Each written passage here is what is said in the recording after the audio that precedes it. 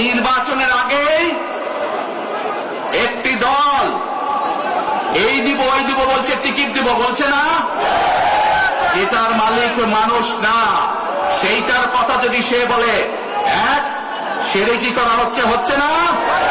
যার মালিক আল্লাহ, যার অধিকার শুধু আল্লাহর একমাত্র, সবকিছুর অধিকার উপরে আল্লাহর অধিকার। কাজেই আগেই তো আপনাদেরকে ঠকাচ্ছে, নির্বাচনের পরে তাহলে কেমন ঠকাবে আপনাদেরকে বোঝে নেবা। শুধু ঠকাচ্ছেই না মানুষকে, যারা মুসলমান তাদেরকে সেরেকি করাচ্ছে তারা, নাউযুবিল্লাহ। এইখান থেকে আমার সামনে যারা বসে আছেন, এর মধ্যে থেকে মুরব্বী যারা বসে আছেন, ওমরা বা হজ করতে গিয়েছেন, এরকম একজন হাত তুলেন, ওমরা বা হজ করে আসছেন, একজন মুরব্বী মানুষ, ওই যে লাল টুপি পরে নিয়ে আসো তোমাকে, আপনি আসেন দেখি সামনে, সামনে আসেন, আমার কাছে আসেন।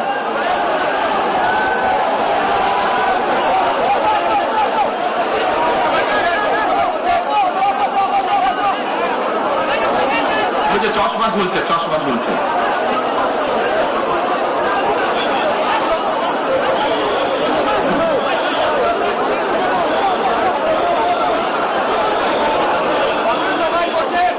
বসেন, আপনারা বসেন, উনি এখনই মঞ্চে উঠবে, আপনারা সবাই দেখতে পারবেন কে মানুষটা।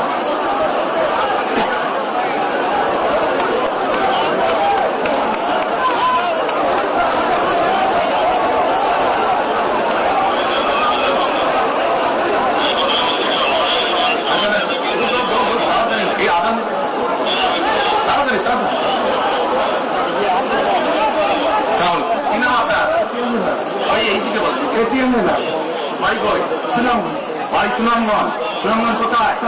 এই সুনামগঞ্জের মানুষ আছে এখানে, আপনাদের মানুষ। আচ্ছা, এখন বলেন কবে গেছিলেন আপনি? হজ না উমরা গেছিলেন? এখন আমাকে বলেন, আপনি তো উমরা হজ করে এসেছেন, সামনে যাবেন, আপনি কাবা শরীফে গেছেন, কাবা শরীফের মালিককে জোরে বলেন, আল্লাহ। কাবা শরীফের মালিককে আল্লাহ, আল্লাহ। আমরা মুসলমান সবাই এই দিন দুনিয়ার, আমরা যে পৃথিবী দেখি, পৃথিবীর মালিককে আল্লাহ। এই সূর্য নক্ষত্র যা দেখি তার মালিককে আল্লাহ। বেহেশতের মালিককে আল্লাহ, দোজখের মালিককে আল্লাহ। আচ্ছা, কারণ আপনারা সকলেই সাক্ষী দিলেন, দোজখের মালিক আল্লাহ, বেহেশতের মালিক আল্লাহ, এই পৃথিবীর মালিক আল্লাহ, কাবার মালিক আল্লাহ। আরে ভাই, যেটার মালিক আল্লাহ সেটা কি অন্য কেউ দেওয়ার ক্ষমতা রাখে? রাখে না। তাহলে কি দাঁড়ালো? নির্বাচনের আগেই একটি দল এই দিব ওই দিব বলছে, টিকিট দিব বলছে না, এটার মালিক মানুষ না, সেইটার কথা যদি সে বলে এক, সেরে কি করা হচ্ছে, হচ্ছে না?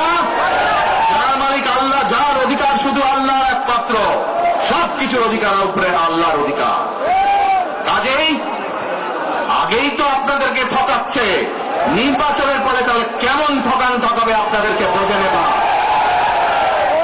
শুধু ঠকাচ্ছেই না মানুষকে, যারা মুসলমান তাদেরকে সেরেকি করাচ্ছে তারা, নাউযুবিল্লাহ।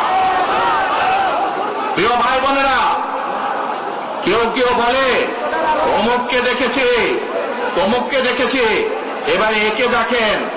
প্রিয় ভাই বোনেরা, 1971 সালের যুদ্ধ, যে যুদ্ধে লক্ষ মানুষের প্রাণের বিনিময়ে এই দেশ স্বাধীন হয়েছে, আমাদের এই প্রিয় মাতৃভূমি, সেই মাতৃভূমিকে স্বাধীন করার সময় অনেকের ভূমিকা আমরা দেখেছি, যাদের ভূমিকার কারণে এই দেশের লক্ষ লক্ষ ভাইয়েরা শহীদ হয়েছে, এই দেশের লক্ষ লক্ষ মা বোনেরা তাদের সম্মান হানি হয়েছে। কাজে তাদেরকে তো বাংলাদেশের মানুষের মধ্যে দেখেই নিয়েছে। এখন প্রিয় ভাই বোনেরা, এই কুফরির বিরুদ্ধে, এই হঠকারিতার বিরুদ্ধে, এই মিথ্যার বিরুদ্ধে আমাদেরকে ঐক্যবদ্ধ হতে হবে। আমাদেরকে ওই যে টেক ব্যাক বাংলাদেশে থাকতে হবে। আমরা দেশকে স্বৈরাচার থেকে মুক্ত করেছি, এখন মানুষের অধিকারকে প্রতিষ্ঠিত করতে হবে। শুধু ভোট, শুধু কথা বলার অধিকার প্রতিষ্ঠিত করলে হবে না, মানুষকে স্বাবলম্বী করে নিজের পায়ে গড়ে তোলার ব্যবস্থা করতে হবে। প্রত্যেকটি মানুষ, বাংলাদেশের মানুষ যাতে ঠিকভাবে, ভালোভাবে খেয়ে পরে বেঁচে থাকতে পারে, প্রত্যেকটি মানুষ যাতে নিরাপদে রাস্তায় চলতে পারে সেই ব্যবস্থা করতে হবে। সেটাই হচ্ছে টেক ব্যাক বাংলাদেশ। আমরা বিগত 15 বছর দেখেছি, অমুককে বলে এসেছি তমুককে ক্ষমতায় রাখার জন্য, বলেছিল না? সেজন্যই বলেছি দিল্লি নয়। আমরা দেখেছি যারা 71 সালে ছিল তারা কাদের সাথে লাইন নিয়েছিল, যাদের কথা একটু আগে বললাম, যারা মিথ্যা কথা বলে ঠকাচ্ছে মানুষকে, আমরা দেখেছি তাদের আস্তানা কোথায়। সেজন্যই বলেছি যেমন দিল্লি নয় তেমন পেন্ডে নয়, নয় অন্য কোন দেশ। সবার আগে